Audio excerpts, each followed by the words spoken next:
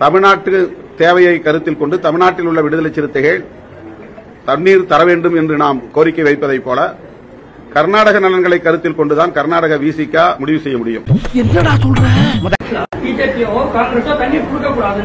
அதுதாங்க விடுதலை சிறுத்தைகளும் அந்த மாதிரி அந்த மக்களுடைய நலன்களை கருத்தில் கொண்டு முடிவெடுப்பாங்க. அது முரண்பாடா இருந்தால் கூட அது பிரச்சனை அல்ல. அப்ப நம்ம காட்டியும் கொடுக்கிறோம் இந்த பால்சாமி. உங்களுக்கும் உதயநிதி சாருக்கும் இருக்கக்கூடிய ஒரு பாண்டிங் பத்தி எங்க எல்லாருக்குமே தெரியும்.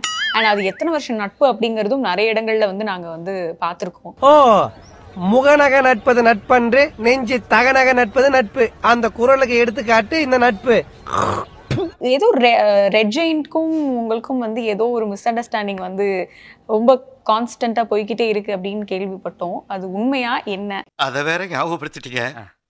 நெஞ்சமெல்லாம் பொண்ணு அறக்கு தம்பி, மறக்க முடியல. நடந்தது நான் ஓப்பனா சொல்லிடுறேன். ஏன்னா இது எல்லாருக்கும் தெரிஞ்ச விஷயம். கொஞ்சம் லேட்டா நீங்க கேக்குறீங்க.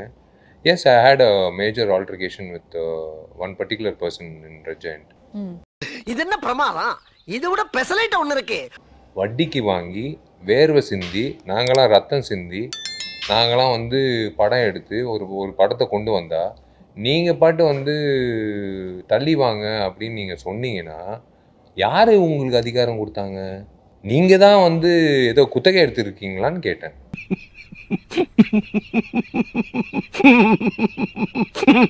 பாவம், அவரும் 65 கோடிக்கு செலவு பண்ணியிருக்காரு மார்க் ஆண்டனிக்கு. அவர் செப்டம்பர் 15 1.5 மாசம் முன்னாடியே முடிவு பண்ணிட்டாரு விநாயகர் சதுர்த்தி வருதுன்ட்டு. இல்லை நீங்க தள்ளி வாங்க வரக்கூடாது அப்படின்னு சொல்லும் போது எனக்கு கடுப்பாயிடுச்சு. இந்த தேதியில வான்னு சொல்றதுக்கு நீங்க யார் முதல்ல? அவர் காசு வெளியில கடன் வாங்கி படம் பண்ணியிருக்காரு. அவர் எப்போ ரிலீஸ் பண்ணாருன்னு அவருக்கு தெரியும். நீ ரிலீஸ் பண்ணு, நானும் ரிலீஸ் பண்றேன். மக்கள் முடிவு பண்ணிட்டோம் எந்த படத்துக்கு வரணும்ன்றது. நீங்க யாரு? நீங்க என்ன நீங்க மட்டும்தான் ரிலீஸ் பண்ணி நீங்க மட்டும்தான் சம்பாதிக்கணும்னு ஏதாவது ரூல் இருக்கா? நான் சும்மா இருந்தேன்னா படம் ரிலீஸ் ஆயிருக்காது அன்னைக்கு. மறுபடியும் நான் சொல்றேன், ரத்தனத்துக்கு கூட பிரச்சனை வரும். கண்டிப்பா வேணும்னே ஒரு வேட்டு வைப்பாங்க. கண்டிப்பா ஏதாவது ஒரு இது வைப்பாங்க. யாருக்கும் தைரியம் கிடையாதுங்க. இது சொல்றதுக்கு தைரியம் கிடையாது. மறுபடியும் வந்தாலும் வரும். நான் ஓப்பனா சொல்றேன், ரத்னம் 26க்கு கண்டிப்பா மறுபடியும் வந்தாலும் வரும். மறுபடியும் அந்த சண்டைக்கு நான் ரெடி. இவ்வளவு நாள் என் ரூட்ல கிராஸ் பண்ணிட்டு இருந்தேன், இப்ப என்கிட்டயே நேரா மோத ஆரம்பிச்சிட்டியா? உங்களுக்கு என்ன? உங்களுக்கு பிரச்சனையே கிடையாது. நீங்க ஜாலியா ஏசி ரூம்ல உட்காந்துக்கிட்டு நீங்க இந்த படம் பண்ணலாம், அந்த படம் பண்ணலாம், இங்கிட்டு பண்ணலாம், அடுத்த படம் பண்ணலாம், என்ன வேணாலும் பண்ணலாம். உங்களுக்கு உங்க கையில அதிகாரம் இருக்கு, எல்லாமே இருக்கு. உனக்கு என்னப்பா, நீ பைத்தியம், நீ என்ன வேணாலும் பேசலாம். நாங்க அப்படியா? சினிமா என் கையில தான் இருக்கு அப்படின்னு சொல்றவங்க மற்றவங்களோட வைத்தறிச்சலை நீங்க சம்பாதிச்சிட்டீங்கன்னா உங்களுக்கு தான் பெருசா அடிக்கும். ஒரு நாள் விளங்காது. நாசமா போயிருவீங்கடா. போய் கேளுங்க. 4 தியேட்டர் மூடி கிடக்கு திருச்சியில. அந்த திரையரங்க உரிமையாளர்களை போய் கேளுங்க எதுக்காக மூடினாங்க, என்ன ரீசனுக்காக. உட்லண்ட்ஸ் தியேட்டர்னு ஒரு தியேட்டர் இருக்கு. உட்லண்ட்ஸ் தியேட்டர்ல போய் கேளுங்க.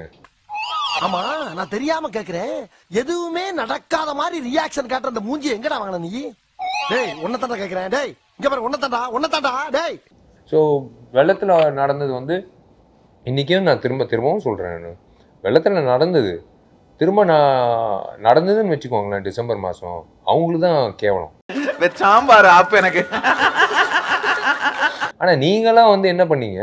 நீங்கள் அதுக்கப்புறமும் இத்தனை வருஷம் கழிச்சு மறுபடியும் ஜிஎன் ஜெட்டி ரோட்டில் நீங்கள் ஒரு சின்ன மழை பெஞ்சா கூட தண்ணி தேங்கிட்டு இருக்கு. அதுக்கு என்ன பண்ணீங்க நீங்க? தொழில் ரகசியத்தெல்லாம் கேட்காதப்பா. தொழில் ரகசியம். ஸ்டாம் வாட்டர் ட்ரெயின்னு சொல்லி 4000 கோடின்னு சொல்றீங்களா? அந்த 4000 கோடி பண்ணீங்களா?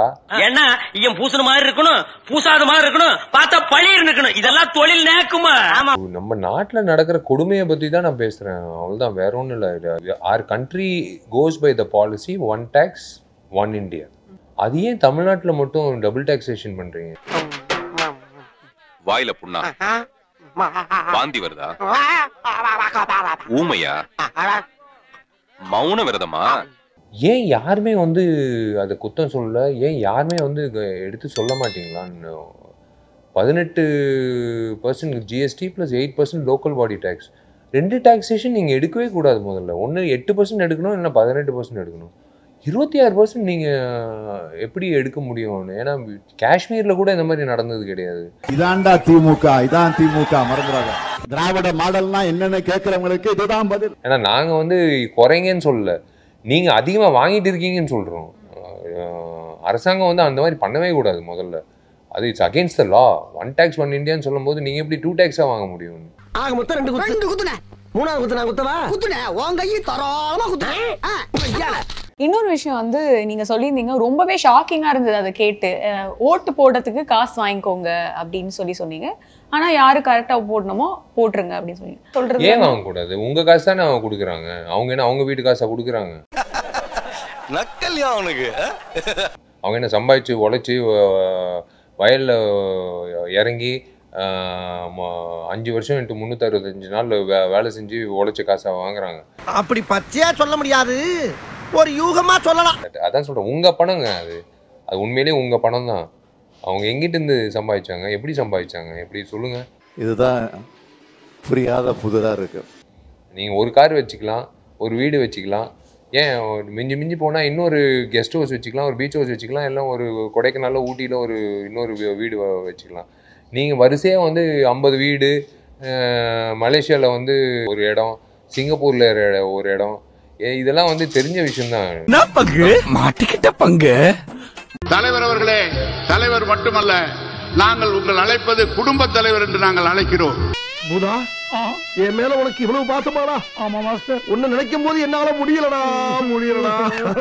இந்த பிறவி உங்களுக்கானத பிறவி. உங்களுக்கு பிறகு இளைஞரணி செயலாளர் நம்முடைய உதயநிதி அவர்கள் பொறுப்பேற்கிற போது நாங்கள் அதை நிறைவேற்றுவோம். நீங்கள் இட்ட கட்டளையை நிறைவேற்றுவோம். நீ இருப்பியா மனுஷனா? நீ மானம் கட்ட பையல. நான் மானம் உள்ளவன்டா. எனக்கு என்று எடுக்கிற அந்த புதைக்குழிக்கு முதல் சமாதியில் ஒரு வரி எழுதினால் போதும், கோபாலபுரத்து விசுவாசி இங்கே உறங்குகிறான் என்று எழுதியிருந்தால் போதும். என் மேல நம்பிக்கை இல்லையா? ஏண்டா ஒரு பெரிய மனுஷன் வேலை மனக்கிட்டு உட்கார்ந்து சொல்லிக்கிட்டு இருக்கேன், யோசிக்கிற. ராஜராஜ சோழனுக்கு துணையாக ராஜேந்திர சோழன் இருந்ததை போல இந்த கழகாட்சி கட்டி முடிப்பதற்கு என் தளபதிக்கு துணையாக இருந்தது என் தம்பி உதயநிதி ஸ்டாலின் என்று சொன்னால் அது மிகையாக. இல்ல அந்த 2 இல்ல ரொம்ப எல்லாமே போதும். அது இன்னொன்னு ரொம்ப நாடு பரதேசி. என்னை அசிங்கமா பாராட்டினா போதும். இப்ப எனக்காக நீங்க ஒரு குத்துனா குறைஞ்சா போயிருவீங்க. சரி பாசக்கரப்ப ஒரே ஒரு குத்தி விட்டு போவோம். வாடாங்க.